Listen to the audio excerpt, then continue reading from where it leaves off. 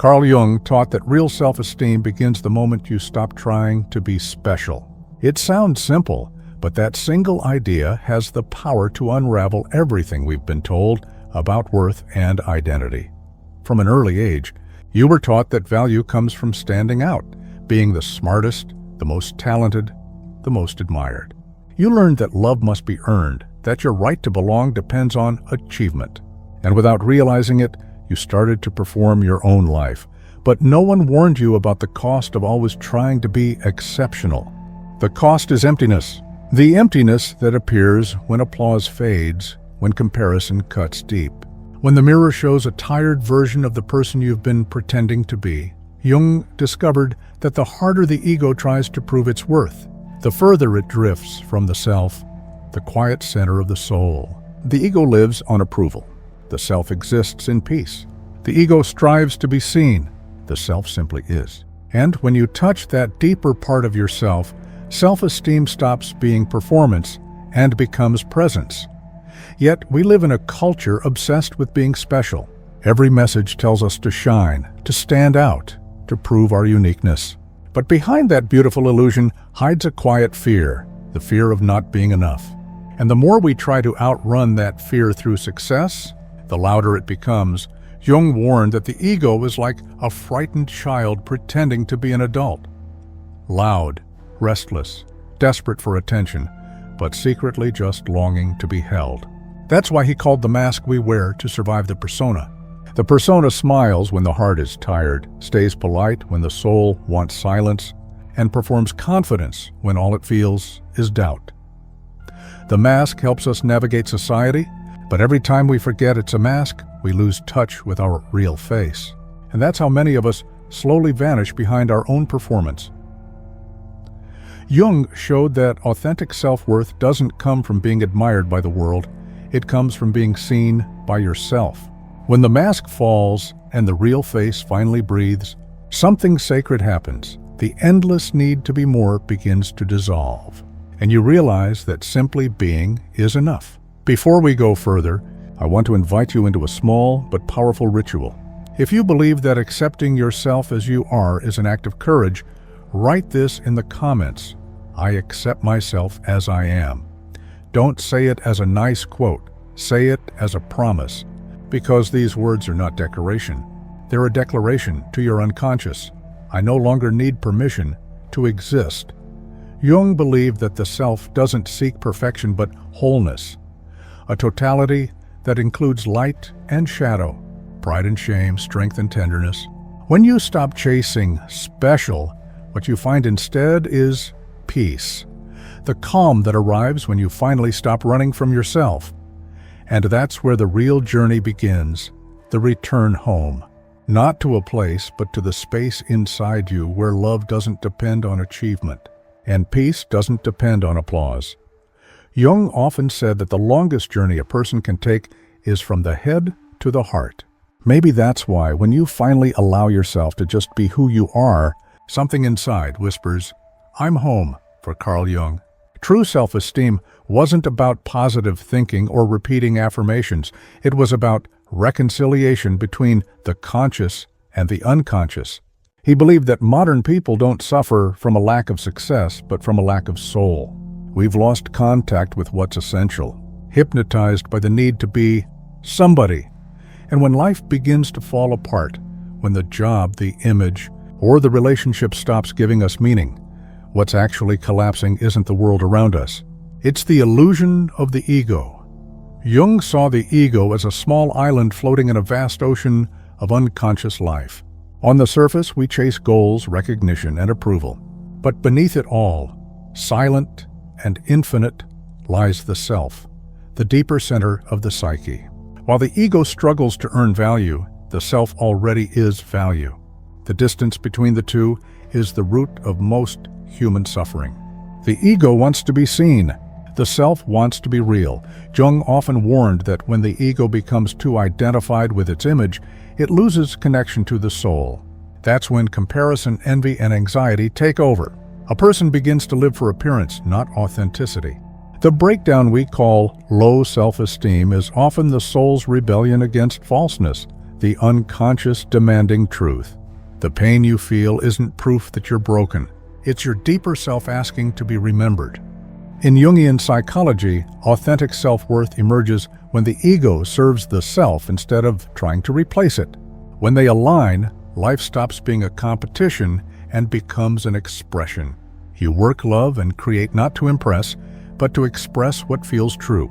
But when the ego dominates, everything becomes a battle. Every choice turns into a struggle to prove you're enough. And even when you win, the emptiness remains. Jung noticed that modern culture worships the ego. We're constantly told to be stronger, better, more confident, to chase a version of ourselves that never rests. He warned that this obsession creates a split, a life built outward, disconnected from the inner world. Real transformation, he taught, is not expansion but integration. It's not about becoming more, it's about becoming whole. The self, Jung explained, holds opposites together. It embraces light and darkness, power and vulnerability, joy and fear. But the ego only wants the good half. It rejects weakness, denies doubt, hides sadness, and in doing so, it cuts the person in half. Jung revealed that genuine self-esteem begins when we stop hiding from what we dislike in ourselves. Because what you reject in yourself doesn't disappear. It controls you from the shadows. That's why the first step toward real confidence isn't pretending to be fine, it's being honest. It's saying, this is what I feel, even when it's uncomfortable. When you listen instead of suppressing, your emotions start to teach you. Jung saw feelings as messages from the unconscious, not enemies to be defeated. They speak in the language of dreams, instincts, and intuition. When you start to listen, self-worth stops being something you build. It becomes something that naturally rises. He also believed that the crisis of self-esteem in our time is, at its core, a spiritual crisis. It's not about confidence, it's about connection. We've forgotten how to relate to the self, that quiet inner presence that anchors us. Jung noticed that the self doesn't shout. It whispers through synchronicities, coincidences, and subtle callings that seem to come from life itself. When we ignore them, the world feels empty. When we pay attention, the ordinary becomes sacred again. Reconnecting with the self is the cure for instability. When you remember that you are part of something larger, comparison loses its meaning. Self-esteem stops depending on performance and becomes rooted in being. Jung believed that every human being is a unique expression of the whole, not because we're special, but because life never repeats itself twice. That realization brings humility and peace at the same time. In the end, Jung taught that real self-esteem is quiet. It doesn't shout, and it doesn't need to prove. It's the calm of someone who knows they're aligned with their own truth. It's the confidence of someone who no longer needs to shine, because they've learned how to simply be. It's Monday morning. The alarm goes off, and before your feet touch the floor, your hand reaches for the phone. In seconds, the screen lights up, and there they are, other people's lives, filtered and flawless. Smiles, successes, vacations, milestones.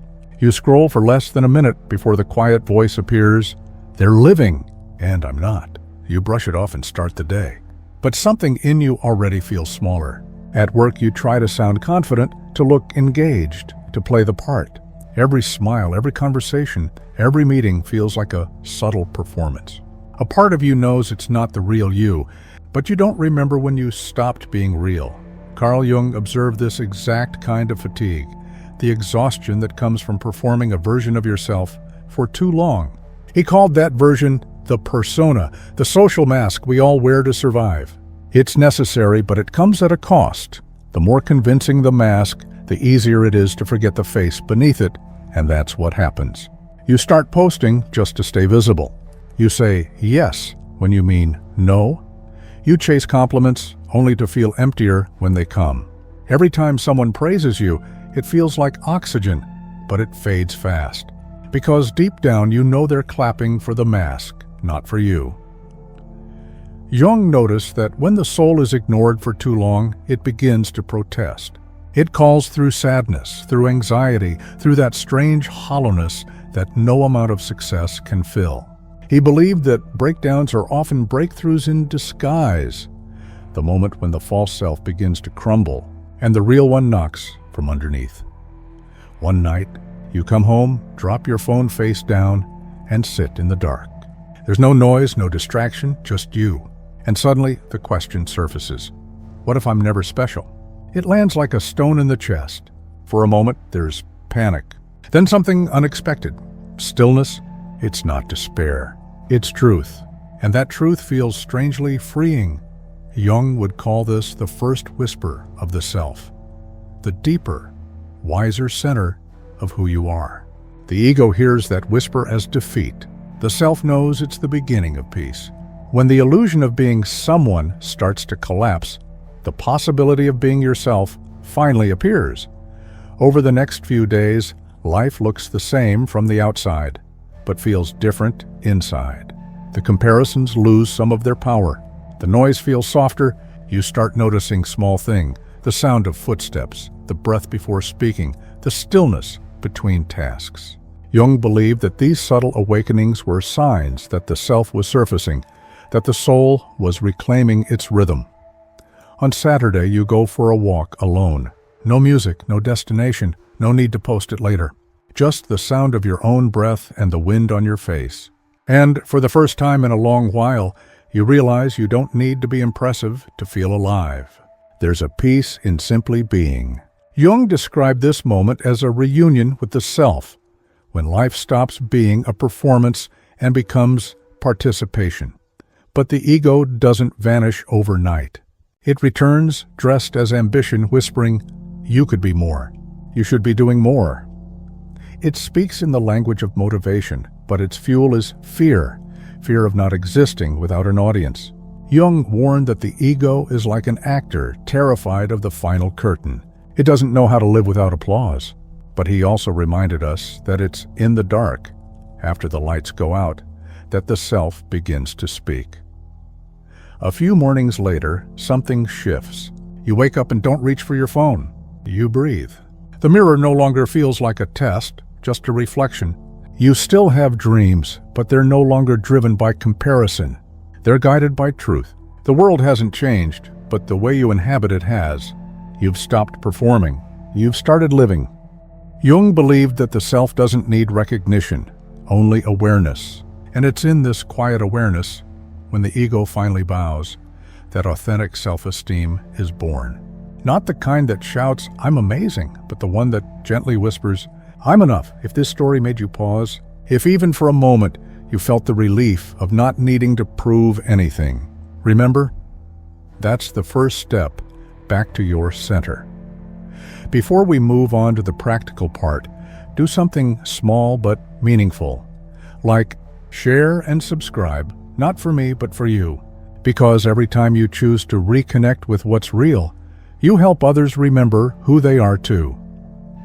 Carl Jung believed that real transformation doesn't begin with control, but with awareness. Self-esteem isn't something you build like a wall. It's something you uncover when you stop pretending. The distance between who you are and who you think you should be is the space where the work begins. And every honest step toward that center is an act of healing. Step 1. Recognize the role you're playing. Jung observed that everyone wears a mask, the persona, to navigate the world. It helps us function, connect, belong. The problem begins when you forget it's a mask and mistake it for your face. Start watching yourself with gentle curiosity. How do you act at work, online, around the people you want to impress? What do you exaggerate and what do you hide? Just noticing the performance changes everything.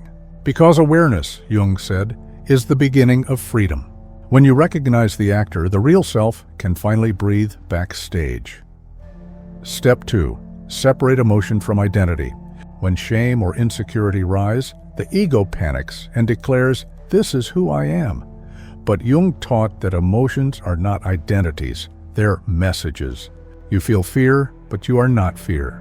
You feel failure, but you are not a failure. Every emotion carries information from the unconscious, a story waiting to be heard. Instead of suppressing the feeling, ask it, "What are you trying to show me?" That question shifts you from reaction to reflection. The self begins to observe, and what is observed no longer controls you.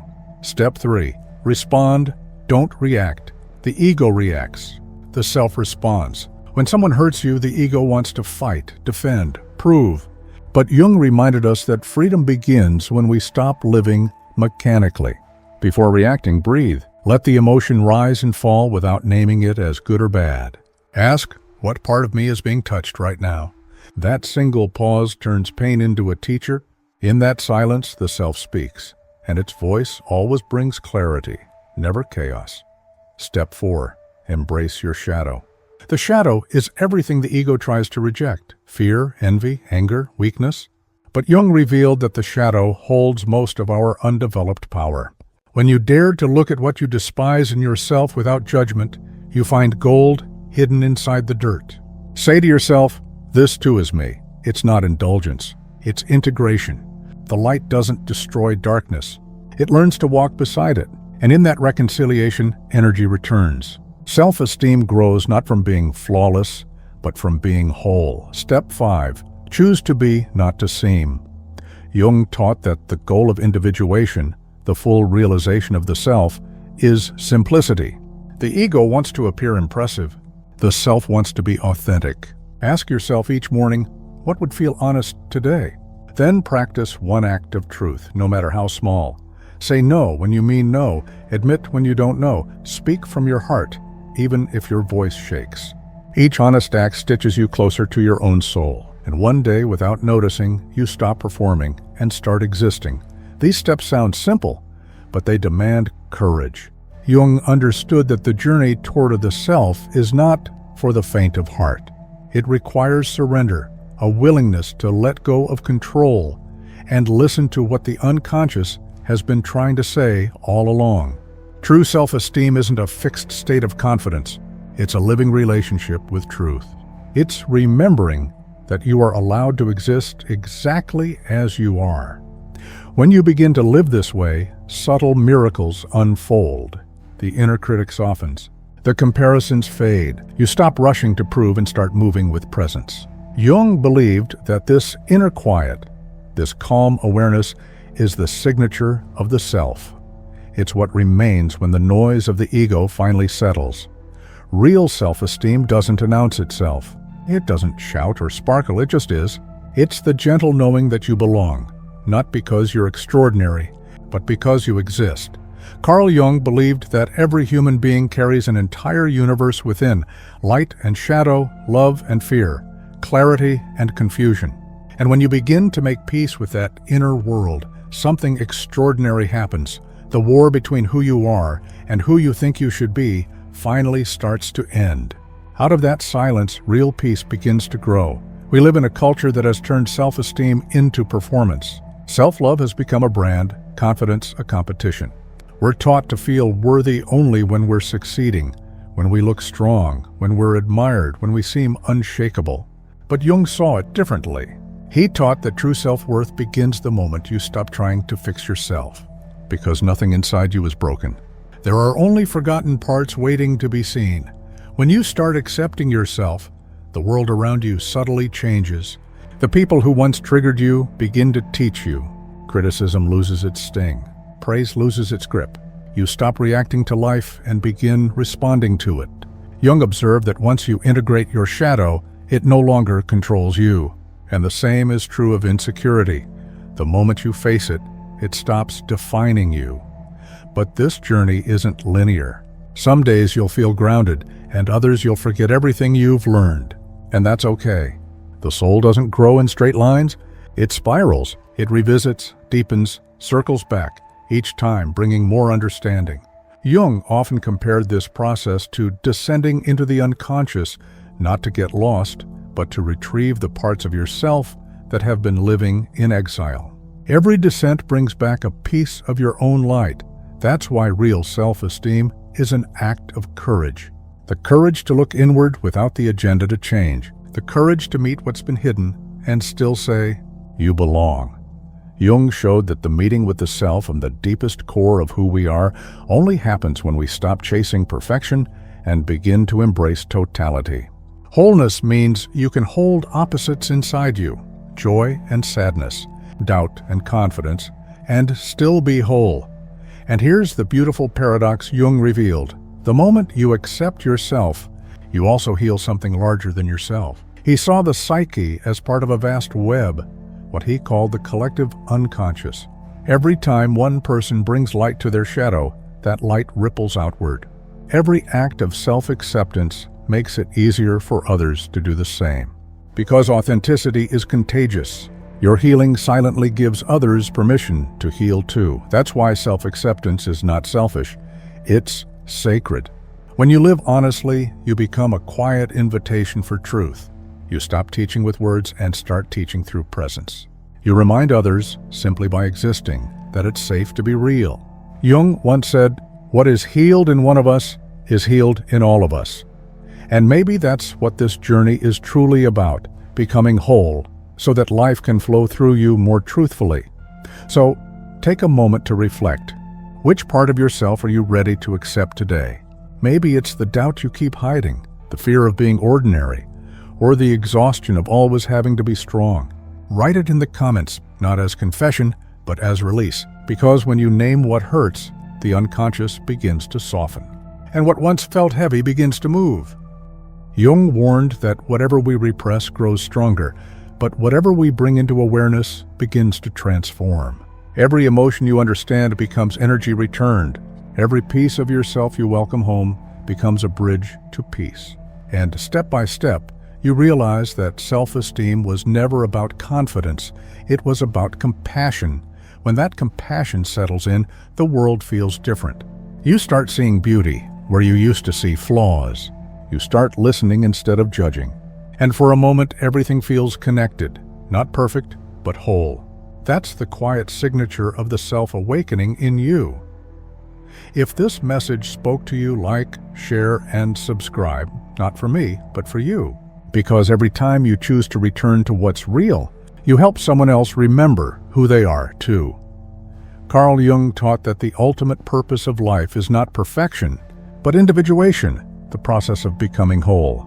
He saw the soul as a seed planted deep within us, always pushing toward its own fullness. That journey, he said, demands courage more than brilliance, presence more than performance. Because to individuate is to turn inward, while the world keeps telling you to look outward. And maybe that's what true self-esteem really is, not a feeling of confidence, but a devotion to truth. It's not built by achievement, but revealed through awareness. The ego wants to be admired. The self wants to be real. The ego seeks validation. The self seeks coherence. And each time you choose authenticity over approval, the self grows stronger. At some point on the path, a quiet realization dawns. Life never asked you to be extraordinary, only genuine. Wholeness isn't about shining, it's about including. It's being able to look in the mirror and see not just the polished parts, but the wounded ones too, and to whisper, "You belong here."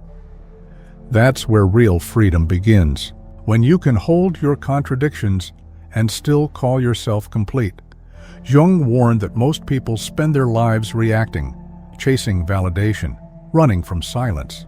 But he believed that freedom starts when we stop reacting and begin to respond consciously.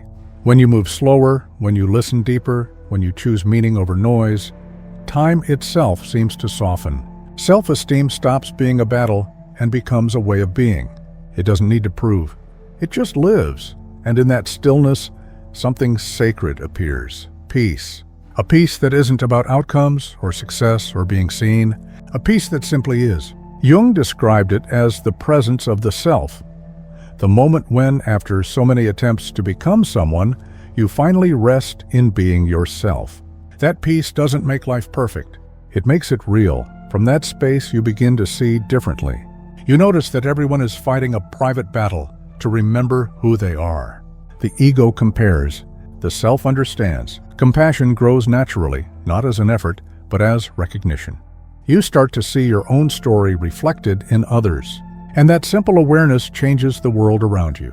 Jung believed that every act of inner reconciliation subtly heals the collective. Your peace is never just yours, it ripples outward, shaping the unseen. True self-esteem, then, is spiritual. It arises not from control, but from surrender, not from perfection, but from presence. When the ego quiets and the self awakens, you no longer need to chase meaning. You are meaning. Everything you once sought outside now begins to flow from within. Jung often compared individuation to lighting a candle in the dark. The flame doesn't erase the shadow. It teaches you to walk beside it. Maybe that's what it means to love yourself, not to eliminate what's painful, but to walk with it in peace, to hold your darkness with the same tenderness as your light. Because love, when it's whole, includes everything. So when you look at yourself, really look, stop searching for the special. Search for the honest. Stop trying to be perfect. Start trying to be whole. And when you forget, as you will, remember what Jung revealed. The soul's journey is not a race toward greatness. It's a quiet return to authenticity. Every return is a form of love. Carl Jung believed that individuation isn't escaping the shadow, but learning to walk beside it. And maybe that's what true self-love is, not conquering what hurts, but living peacefully with everything that you are. I choose to accept myself.